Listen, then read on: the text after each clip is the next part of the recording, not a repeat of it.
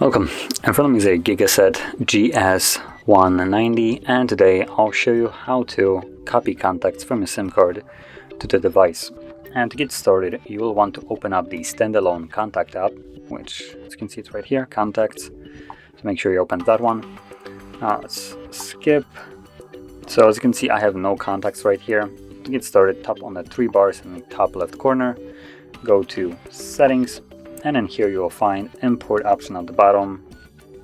Tap on it, choose that you want to import contacts obviously from the SIM card, and once you do, it will select all the contacts that are on the SIM card. So if you don't want some of them, you will have to deselect them. And also, if you encounter any contacts that are deselected and grayed out, unable to be checked on, that means that those contacts already exist on your phone and you simply cannot import them again. Now, that being said, once you have everything checked that you want, click on the check mark right there for SIM contacts imported, and if we go back, you should see them right here. And that is how you would import your contacts. So, if you found this video helpful, don't forget to hit like, subscribe, and thanks for watching.